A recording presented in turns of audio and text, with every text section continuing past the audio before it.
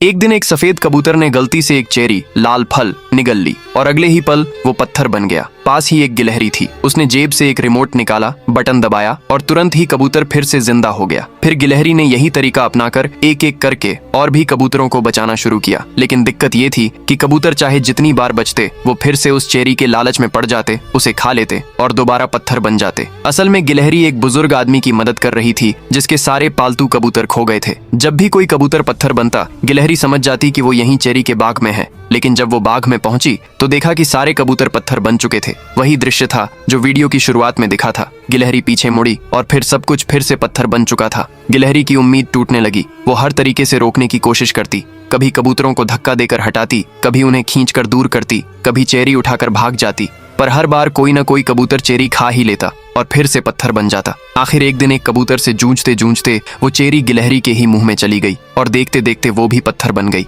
धूप में उसका रिमोट चमक रहा था, उसका लाल बटन चेरी जैसा दिख रहा था। एक जिज्ञासु कबूतर पास आया, फिर धीरे धीरे सारे जानवर पत्थर बन गए। तभी पेड़ की टहनी से एक चेरी टूटकर गिरी और एक कबूतर के सिर पर लगी। वो गिरा, उसके साथ अगला, फिर अगला और पूरी लाइन के कबूतर डोमिनोज की तरह गिरते चले गए। गिलहरी का पत्थर बना शरीर रिमोट पर गिरा और रिमोट का बटन दब गया। बस फिर क्या था, एक झटके में सारे जानवर वापस जिंदा हो गए। अब वहाँ सिर्फ एक आखिरी चेरी बची थी। गिलहरी के दिमाग में आइडिया आया, उसने चेरी उठाई और भागी। सारे कबूतर उसके पीछे पीछे भागे और इस तरह वो उन्हें सुरक्षित घर तक ले आई। घर पहुंचकर उसने चेरी को दूर फेंक दिया। पर किस्मत का खेल देखो, वो चेरी जाकर एक दूसरे बुजुर्ग के केक पर गिरी और जैसे ही उसने वो चेरी खाई, वो भी पत्थर बन गया।